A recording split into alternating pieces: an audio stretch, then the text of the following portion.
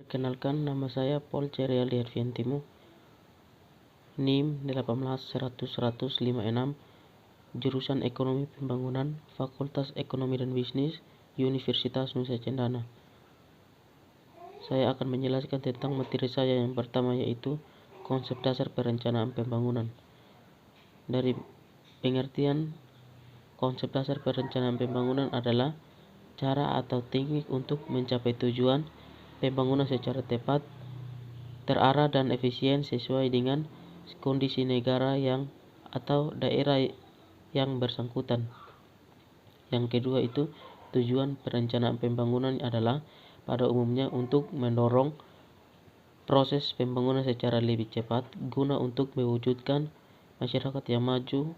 Yang ketiga itu, komponen utama dalam perencanaan pembangunan itu ada 4 komponen utama dari perencanaan pembangunan. Yang pertama, itu merupakan usaha dari pemerintah secara terencana dan sistematis untuk mengendalikan atau mengatur proses pembangunan. Yang kedua, mencakup periode jangka panjang, jangka menengah, dan jangka pendek. Yang ketiga, menyangkut dengan variabel-variabel yang mempengaruhi pertumbuhan ekonomi dan pembangunan secara keseluruhan, baik secara langsung maupun tidak langsung. Yang keempat, mempunyai suatu sasaran pembangunan yang jalan sesuai dengan keinginan masyarakat. Yang keempat, tujuan dan fungsi perencanaan pembangunan, yaitu ada 5 tujuan dan fungsi pokok, yaitu yang pertama, mendukung koordinasi antar pelaku pembangunan.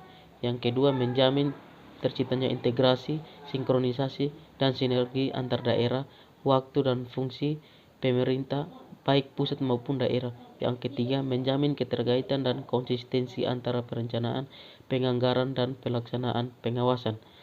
Yang keempat, mengoptimalkan partisipasi masyarakat dalam perencanaan pembangunan. Yang kelima, menjamin tercapainya pembangunan sumber daya secara efisien, efektif, dan adil.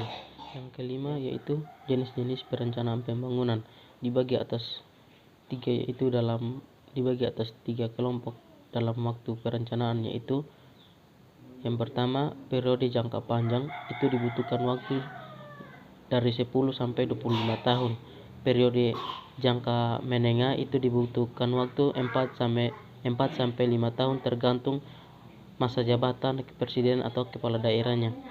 Yang ketiga, itu periode jangka pendek, itu terjadi hanya untuk waktu 1 tahun. Yang keenam itu tahapan perencanaan pembangunan, itu dikelompokkan menjadi 4 tahapan perencanaan, yaitu yang pertama, tahap penyusunan rencana, itu untuk menyusun naskah atau rancangan rencana pembangunan yang secara formal merupakan tanggung jawab badan perencana. Kalau di tingkat nasional itu disebut Bappenas, dan di tingkat daerah itu disebut Bapeda. Yang kedua, tahap penetapan rencana, itu rancangan rencana pembangunan yang telah selesai baru akan berlaku secara resmi bila telah mendapat pengesahan dari pihak yang berwenang. Yang ketiga, tahap pengendalian pelaksanaan rencana, yaitu setelah rencana pembangunan tersebut ditetapkan oleh pihak yang berwenang, maka dimulai proses pelaksanaan rencana oleh pihak eksekutif melalui SKPD terkait. Yang keempat, tahap evaluasi keberhasilan pelaksanaan rencana, yaitu setelah pelaksanaan kegiatan pembangunan selesai, badan perencana masih mempunyai tanggung jawab terakhir, yaitu melakukan evaluasi terhadap kinerja atau kegiatan pembangunan tersebut.